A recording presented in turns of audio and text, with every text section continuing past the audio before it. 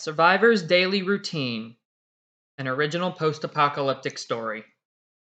From version 2, the Spinosaurus universe, read by the author. For other narrations from this same apocalyptic setting, please feel free to check out the playlist in the description. Over the period of a few years, an unexplainable anomaly spread across the Earth like a virus, resurrecting all the extinct animals who have ever lived on the planet. It was slow at first, and more or less went unnoticed, but then suddenly exploded in its frequency of species revivals, and people quickly took notice of what had been previously missed by the masses. Due to the anomaly, which was all the synergistic event was ever known as, extinct animals, including the dinosaurs, went from being extinct to being a rarity, to suddenly appearing everywhere around the planet in mass and on an ever faster and faster scale. As more and more once lost species appeared, civilization could not hold itself together, and it was slowly overwhelmed until it finally broke apart and collapsed altogether. Survival for all species on the now overcrowded planet became a toss-up as a free-for-all fight for survival took over the world. The Earth could barely sustain so many competing ecosystems, each completely different from one another, once separated by millions of years each, in its environment at once. Over 500 million years worth of complex life and over 1 billion years worth of basic life, all fought for the same necessary resources that quickly became dangerously limited. Yet, life hung on. As years passed, the species that managed to survive adapted to their new environments.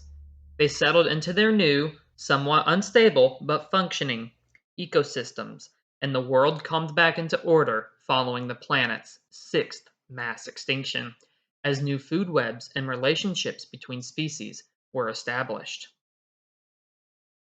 Among them, pockets of modern human survivors clung on as well. Yet, the anomaly, the resurrection event of all extinct animals, which vanished again as suddenly as it appeared, did one other thing.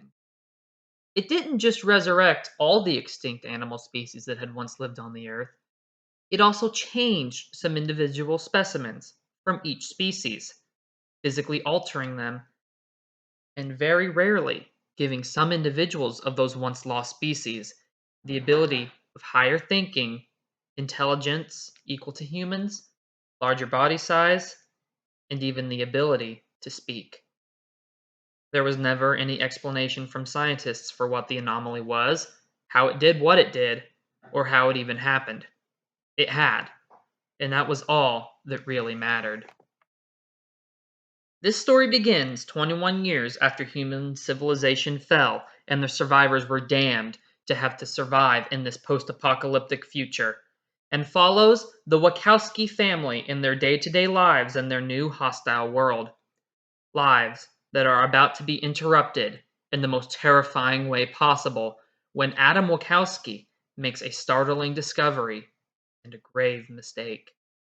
A mistake made possible because a terrorist group known as the True Patriots, who were living hidden in plain sight in a nearby community of survivors who called themselves the Patriots, a group completely unknown to the Wachowskis, created a monster.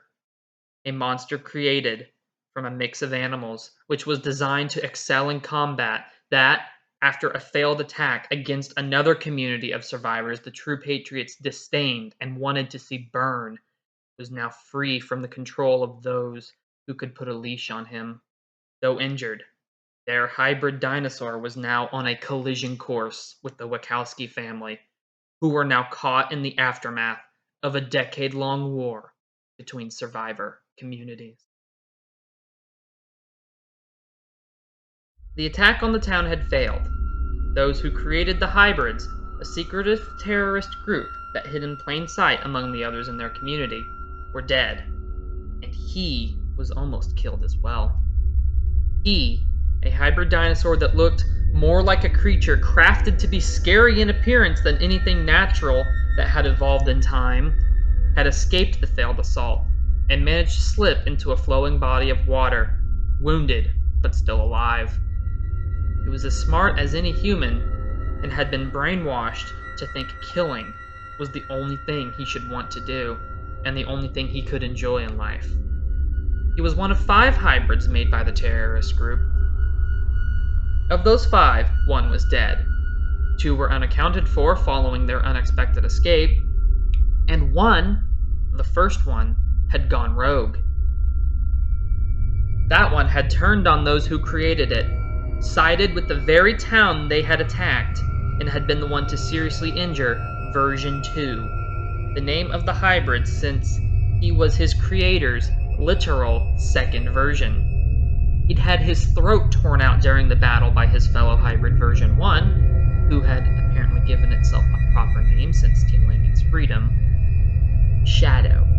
Feigned death and escaped from the community when no one was looking. From there, he had crawled to a body of water, a river, and slipped into its depths. He let its current carry him away, far from the community, away from his dead former masters, and into a much larger body of water.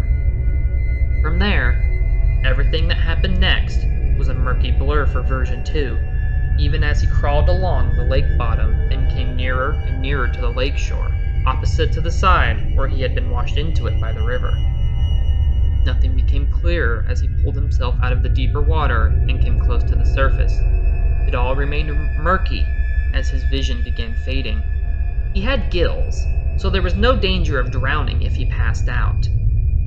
But there were many animals in the lake that could prove dangerous to him in that vulnerable of a state, if he could just reach the surface before he lost all his strength.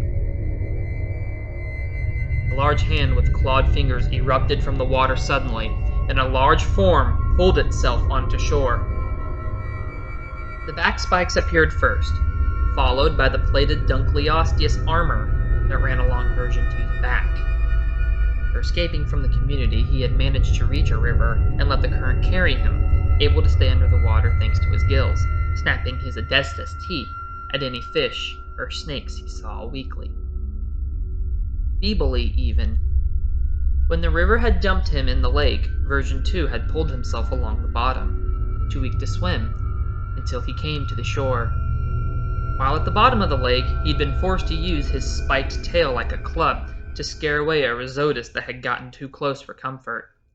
It had swum away into the murky water, vanishing as quickly as it appeared. The hybrid dinosaur crawled out of the deep water and collapsed in the shallow water near the lake shore. Lying on thick, clayish mud, small waves sloshing over him, his nose above the water, one of his hands clasped against the massive wound in his neck that was still oozing blood. He hissed and spat out a few bloody globs of water before passing out.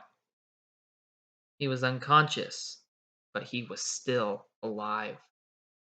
The last thing Version 2 saw before passing out was a lone man with a rifle. Not a true patriot, rather just some dark-haired survivor with a red vest on, walking out of the trees and onto the beach towards him, looking like he couldn't believe what had just crawled out the lake. Around an hour earlier, that survivor's day had been as normal as any other. Sights, such as a rusted, long-forgotten shopping cart that lay sprawled on its side in the middle of the street, were normal, as were its dried leaves dangling and stuck between its bars, swaying in the gentle morning breeze. Other leaves blew past without becoming stuck and continued on across the silent street. The empty street in question passed through the outskirts of a small, long-abandoned town, one that was lined with silent and ever-watchful abandoned buildings that had remained mostly unchanged over the decades since civilization was overwhelmed and then collapsed. Most of them were old brick and stone ones that had actually remained unchanged for roughly a century or more. No cars drove down the street, and no school children in a hurry crossed the road without really looking both ways, though they pretended to. Now, the only thing that crossed the street on a constant basis were dried leaves blowing in the summer and fall breeze. Or maybe the occasional raccoon hurrying across the road while hoping it didn't become lunch for some pterosaur circling overhead, or some other carnivore that was light on its feet. The sun was still low in the east. It was an early fall morning after all, but it was higher in the sky than the tops of the buildings and the surrounding trees. Despite it being early in the morning, Adam Wachowski, having hiked several miles already, emerged from the forest that bordered the town and passed between two of the buildings, stepping out onto the road and approaching one of the unassuming buildings that had been looted roughly 2 decades ago when people preemptively decided that civilization was already over. It was an old drugstore that no longer had a door. It hadn't had one for years.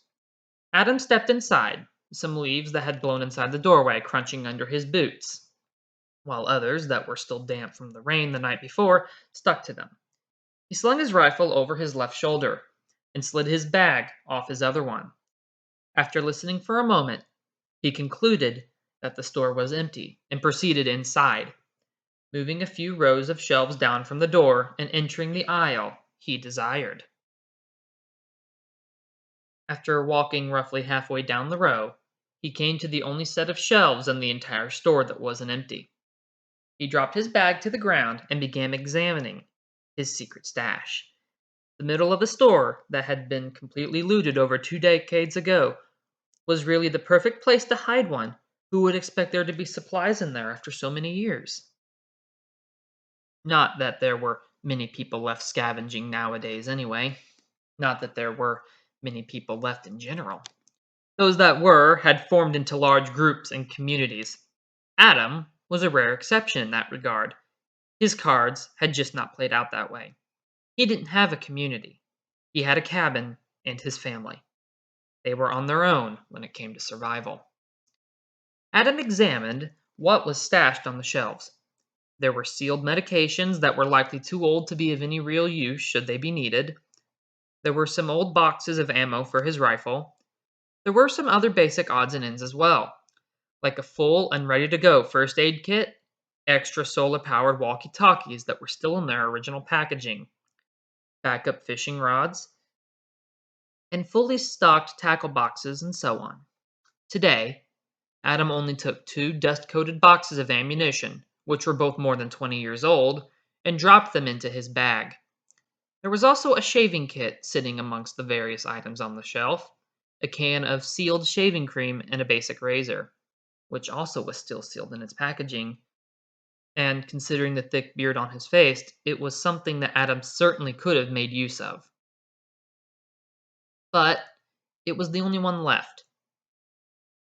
There were no replacement blades, and he decided not to use it until it was absolutely needed. Shaving with a razor was much better than doing it with a knife or similar object. So for now, it too would stay on the shelf. Better to leave it here instead of at home so he wasn't constantly tempted to use it, Adam figured. Nonetheless, Adam ran his hand through his beard and really thought about it, picking up the package the razor was in and looking it over as well.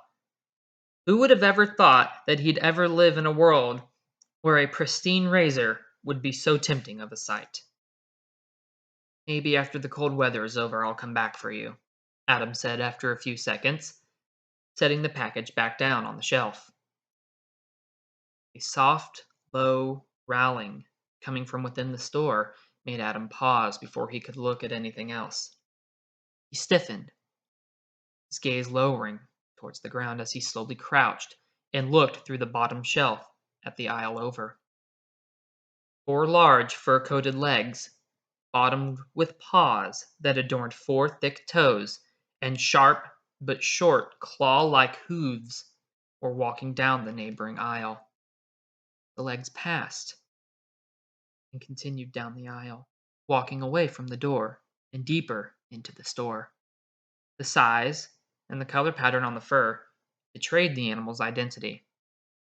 It was an Andrewsarchus, carnivore from the Middle Eocene, the apex land-dwelling predator of its day. Adam realized it must have followed him into the store.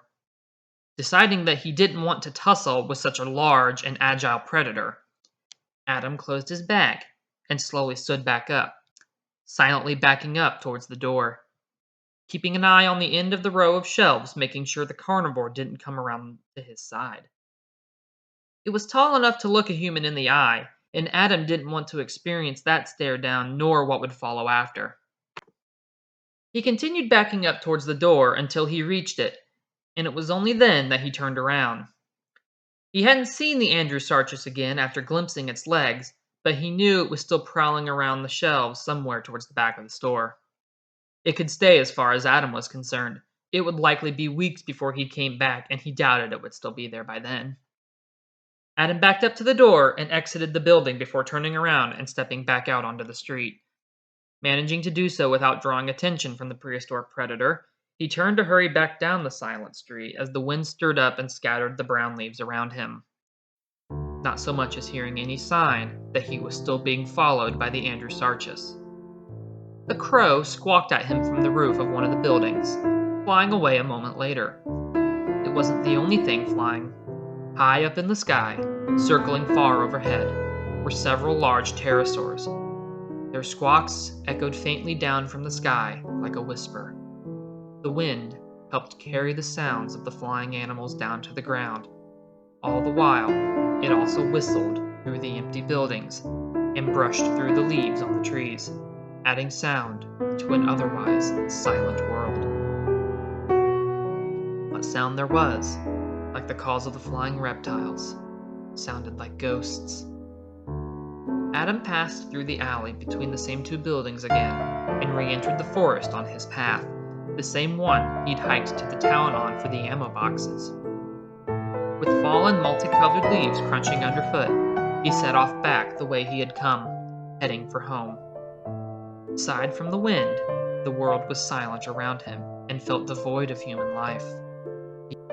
Outside of the buildings that still dotted the world, it almost seemed as if human civilization had never been there, and that the earth was left wild and untamed as it had been for most of its history. Though that was to be expected with extinction, that the evidence and presence of species was to be erased until they had returned. It was the same with the dinosaurs. It was like they had never even been there. Ghosts truly were real. Adam didn't know if he believed in an afterlife, but he did believe in a higher power in the universe. He didn't think death was the end. In his mind, he felt like something had to happen after life ended. Maybe you were born again anew as something else. Maybe you entered a higher plane of existence. Maybe you became a ghost. Maybe you waited with your species in purgatory until you got a second shot, like everything that had ever went extinct had gotten 2 decades before. Maybe it was the doom of all life to reincarnate over and over again and watch as all species it lived as die off, one by one, until life itself came to a final end. And even if none of that was true, the world still felt haunted, like ghosts were roaming everywhere. Every time Adam heard a dinosaur roar, it was like he was hearing the bellowing cry of an ancient ghost. Seeing the empty world and the silent remains of civilization not only made Adam have these depressing thoughts and made him feel the same way, but also made him have the same feelings he did when he watched it all come to an end so long before. In the new world, that was a crazy mix of the animal life from eras such as the Holocene, Pleistocene, Eocene, Cretaceous, Jurassic, Permian, Carboniferous, and all other eras before, during, and after. A world so mixed where one day you might run into a member of the ancient Dimetrodon genus, only to turn around the next day and run into a tribe of early humans, such as Homo habilis, only to turn around again the next day and come face to face with some apex predator from the Jurassic, all the while maybe going all those days without seeing animals from the modern world, even something as simple as a chipmunk. Those feelings were likely normal for many. At least he supposed they were, as was the feeling of living in a world full of ghosts. As a human, When alone with his thoughts, Adam sometimes felt out of place in such a world. Did humans and dinosaurs and all other vanished prehistoric life, once separated by millions of years, really have the right to coexist together? The universe sure seemed to think so, though that also didn't seem to be limited to prehistoric extinct animals. Adam remembered, shortly before civilization fully fell apart, about hearing about living Tasmanian tigers being found again, along with living heath hens and Bahi River dolphins, among the countless animals from all the eras of Earth's animal history, from the ancient Cambrian, which birthed the first truly complex life, to the modern Holocene, that seemingly just came back out of nowhere. He had heard the same thing about the dodo bird as well. It was like everything was getting a do-over. They were not the only extinct animals man had once lived alongside that had been resurrected from oblivion. Adam had once, years prior, seen a Caspian tiger crossing the forest trail he was currently walking on. Another ghost, revived from extinction by whatever had revived the dinosaurs and other prehistoric fauna. Seeing a tiger in the forests of western Ohio confirmed to Adam one important piece of information that he had previously suspected. That whatever the animal that was revived might have been, it was not necessarily placed where they had been found naturally in the past. Since Adam also knew that rarely the revived animals could talk, the idea of what a talking tiger might have to say was at least amusing to him.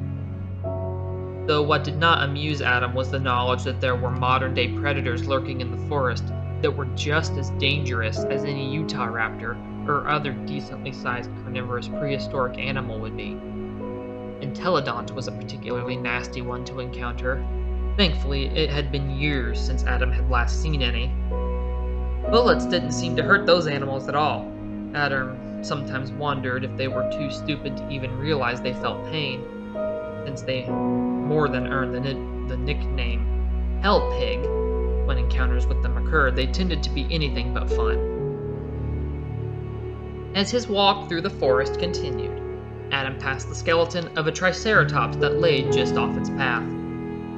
Its horns and empty eye sockets pointed at him. Another ghost he'd seen several hundred times now, one that had been, in life, just as dangerous as any carnivore, and now, in death, one with unblinking, empty eyes that never missed anything.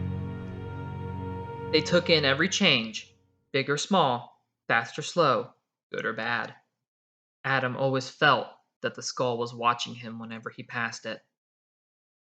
The only truly positive upside the end of human civilization had in Adam's life, at least in his mind, was that the air was the cleanest it had ever been in his lifetime.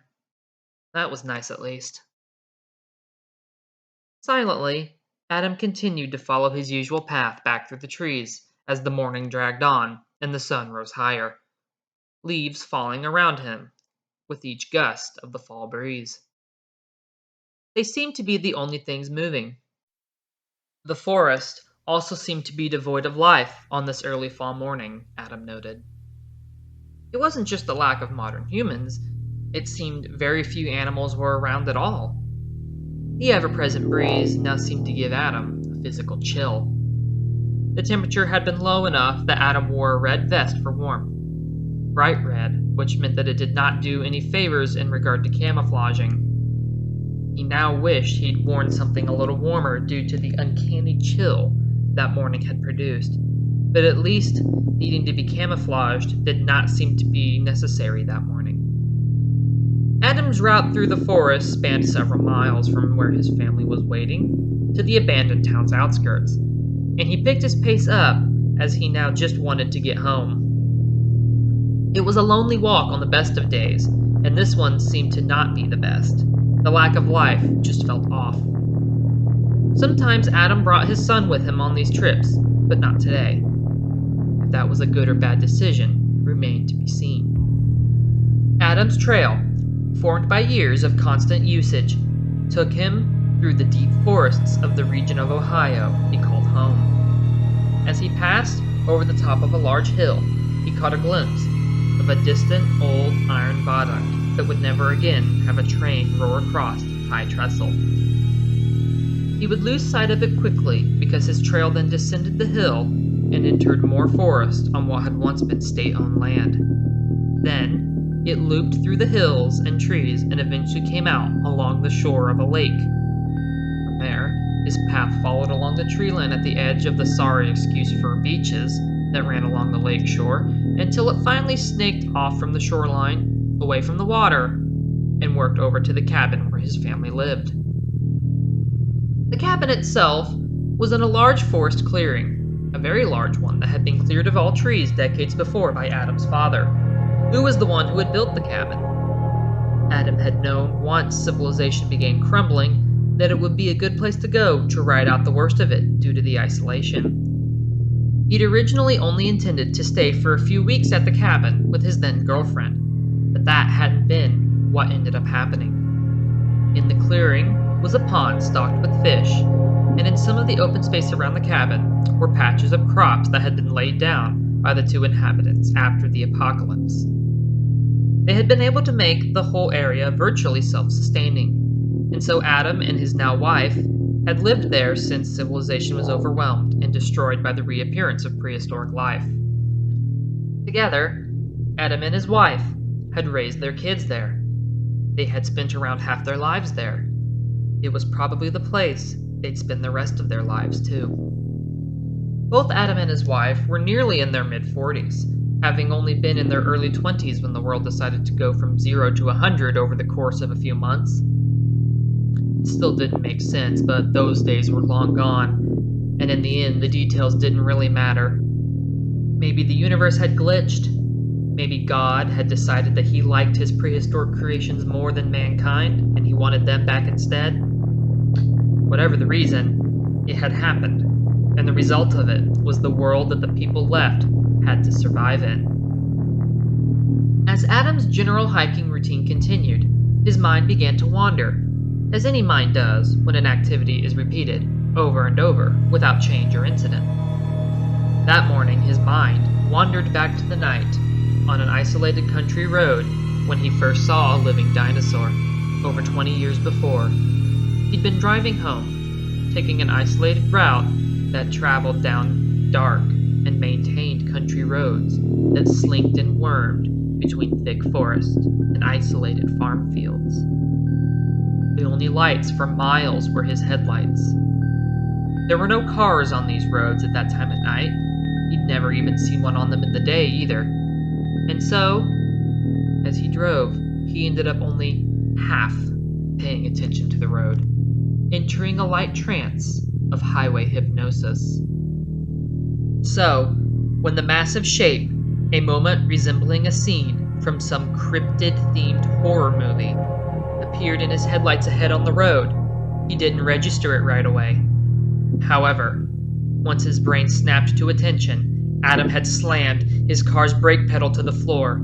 His vehicle skidded to a stop on the gravel road, less than 10 feet from the massive, spike-coated, four-legged animal. His jaw dropped, and he gazed wide-eyed at the massive shape that was eyeing him idly and without concern, munching on the plants in its mouth just like any cow would.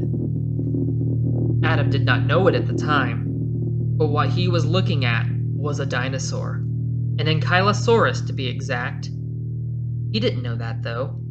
All he knew was that some massive, unknown animal that looked like it had walked right out of a movie was standing on the road right in front of his car in the middle of nowhere at night. Adam had heard rumors, mostly on online chat rooms and other social media, of supposed dinosaur sightings. But there was no genuine evidence for that.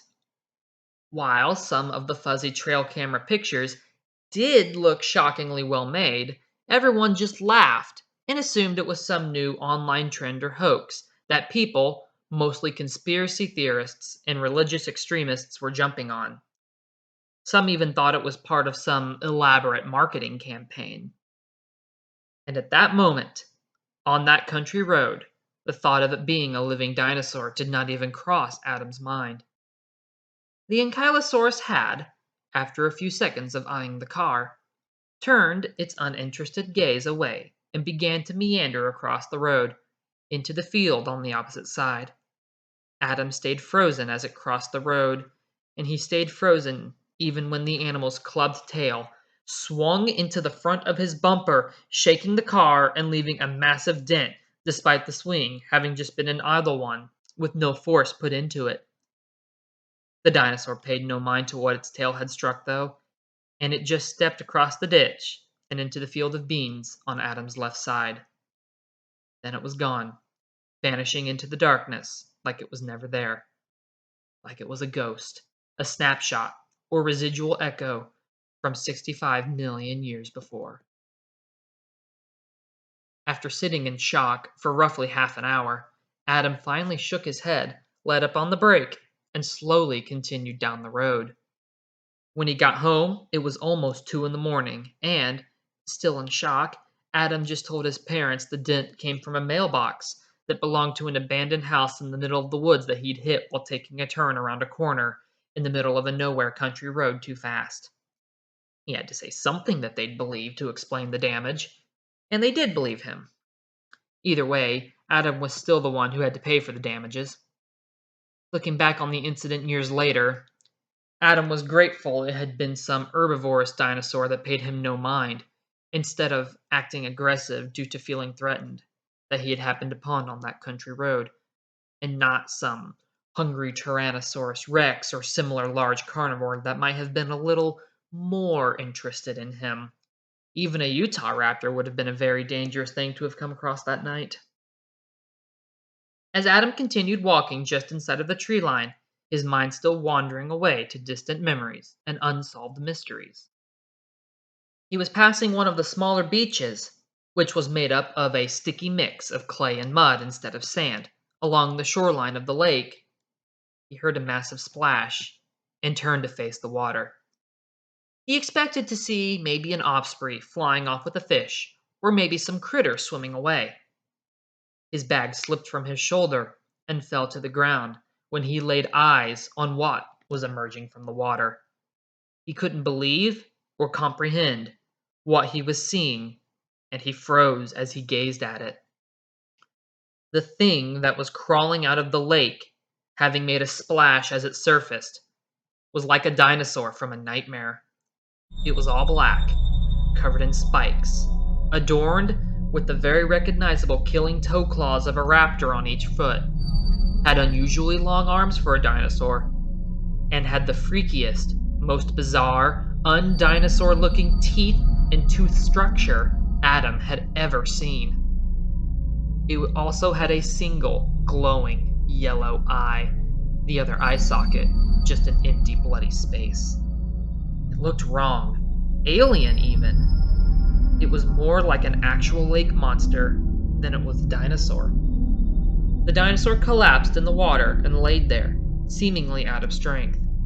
Cautiously, Adam slung the rifle off of his shoulder and walked out of the tree line. The dinosaur's single, pupilless-looking eye looked at him for a moment before it slid shut. Small waves sloshed against the creature's side, mixing with the blood that was oozing from a disgusting-looking wound on its neck. Adam had never seen a bite like it. The animal was still breathing, its nose above the shallow water, but Adam took a step back when he saw gills on its neck, shaking his head just like he did when he saw the ankylosaurus for the first time. Thoughts flooded his mind. What was this thing? What kind of dinosaur had gills? Certainly not one Adam had ever seen, heard of, or read about. He felt like that would have been something scientists would have taken note of if they'd found fossils of the species before the apocalypse. He stood, rooted to the spot, just looking at the thing. After he thought it over for a few seconds, he raised the rifle and aimed at the dinosaur's head. It was better this way. Not only was this unknown thing a potential threat to his family, but it was also clearly suffering. Best to just end the animal's pain here and now. Besides, If it somehow healed, then it was definitely a potential threat, especially since Adam and his family didn't live far from the lake and made trips to it frequently. It offered more water-based resources than the pond next to their cabin did. The animal presented another threat in a world that already had too many, and Adam wouldn't risk it recovering. One reason Adam and his family had survived was because Adam always eliminated potential threats as soon as he saw them. An attitude that had proved more fruitful far more times than it had backfired. Wanting to make sure the bullet got through what looked like thick armor on the dinosaur's head, which looked like the plated armor that was found on Devonian-era placoderms. Another thing that scientists definitely would have took note of if they had found fossils of the species. Adam took a step closer and all but pressed the gun muzzle against the animal's skull. He pulled the trigger and discharged the bullet right into the middle of the animal's head. The shot rang out loud and echoed clearly across the lake. Satisfied, Adam lowered the gun, discharged the spent shell, and turned to walk back to the tree line. He entered the trees and grabbed the bag that he had dropped. He didn't see that the Dunkleosteus armor covering version 2's head had stopped the bullet. He didn't see that as he was walking away, that the bullet slipped out of the spot it had lodged in version 2's head and fell into the water. And he also didn't see version 2's single remaining eye slide back open briefly.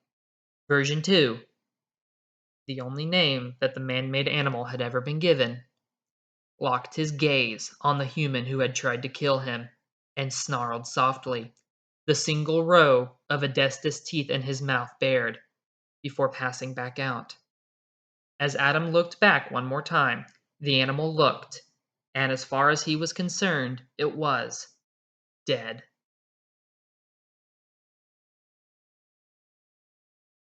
To be continued. Well, like I mentioned in the last narration's description, the apocalypse genre offers writers a great variety of genres to explore within it. The last one was a more lighthearted story. This one is the prelude to a horror novella that I am working on that I am also very excited to share with you all. It'll be the second book I release.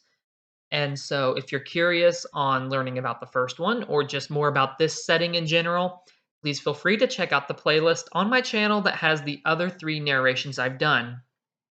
And if you enjoyed those narrations, don't worry, I'm enjoying doing these, and I have one more at least that I'm going to do that will return to the main characters from the first 2. You're going to see what they're up to at the start of the main plot of the book, and it will be set 11 years after the first 2 narrations I've done. I also will be revisiting this one, so you will get to meet the rest of the Wachowski family, some of the other characters, and get more introduced to the tone of this book after the first one is published. I'll probably narrate a decent chunk of the first part of the book because this is a novella divvied into 3 parts. There's not individual chapters, they're just parts. Anyway, I hope you enjoyed, and I will see you all in the next video. The picture you saw on screen throughout was drawn by myself. The thumbnail artist is credited in the description. Check them out and give them support. They are a fantastic paleo artist.